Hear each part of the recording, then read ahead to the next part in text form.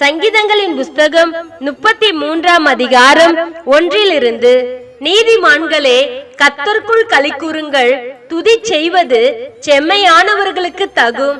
சுரமண்டலத்தினால் கர்த்தரை துதித்து 10 நரம்பு வீணையினாலும் அவரை கீர்த்தனம் பண்ணுங்கள்.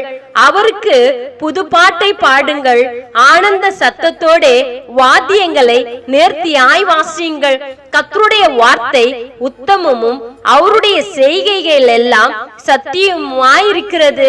அவர் நீதியிலும் நியாயத்திலும் பிரியப்படுகிறார். பூமி கர்த்தருடைய காருண்யத்தினால் நிறைந்திருக்கிறது. கர்த்தருடைய வார்த்தையினால் வானங்களும் அவருடைய வாயின் சுவாசத்தினால் அவைகளின் சர்வ சேனையும் உண்டாக்கப்பட்டது.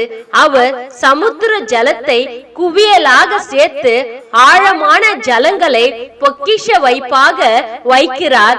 பூமி எல்லாம் கர்த்தருக்கு பயப்படுவதாக, உலகத்தில் உள்ள குடிகள் எல்லாம் அவருக்கு அஞ்சி இருப்பதாக. அவர் சொல்ல ஆகும், அவர் கட்டளையிட நிற்கும். கர்த்தர் ஜாதிகளின் ஆலோசனையை விருதாவாக்கி ஜனங்களுடைய நினைவுகளை அவமாக்குகிறார்.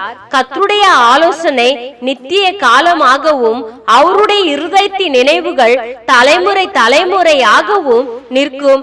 கர்த்தரை தங்களுக்கு தெய்வமாக கொண்ட ஜாதியும் அவர் தமக்காக சுதந்திரமாக தெரிந்து கொண்ட ஜனமும் வாக்கியம் உள்ளது.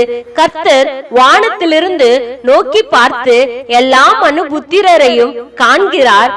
தாம் வாசமா இருக்கிற ஸ்தலத்தில் இருந்து பூமியின் குடிகள் எல்லார் மேலும் கண்ணோக்கமாயிருக்கிறார். அவர்களுடைய இருதயங்களை எல்லாம் அவர் உருவாக்கி அவர்கள் செய்கைகளை எல்லாம் கவனித்திருக்கிறார். எந்த ராஜாவும் தன் சேனையின் மிகுதியால் ரட்சிக்கப்படான். சௌரியவானும் தன் பலத்தின் மிகுதியால் தப்பான். ரட்சிக்கிறதற்கு குதிரை விருதா, அது தன் மிகுந்த வீரியத்தால் தப்புவியாது. தமக்கு பயந்து தமது கிருபைக்கு காத்திருக்கிறவர்களின் ஆத்துமாக்களை மரணத்திற்கு விலக்கி விடுவிக்கவும், பஞ்சத்தில் அவர்களை உயிரோடே காக்கவும் கர்த்தருடைய கண் அவர்கள் மேல் நோக்கமாயிருக்கிறது. நம்முடைய ஆத்துமா கர்த்தருக்கு காத்திருக்கிறது. அவரே நமக்கு துணையும் நமக்கு கேடகமாயிருக்கிறார். அவருடைய பரிசுத்த நாமத்தை நாம் நம்பியிருக்கிறபடியினால் நம்முடைய இருதயம் அவருக்குள் களிகூரும். கர்த்தாவே, நாங்கள் உம்மை நம்பியிருக்கிறபடியே உமது கிருபை எங்கள் மேல் இருப்பதாக.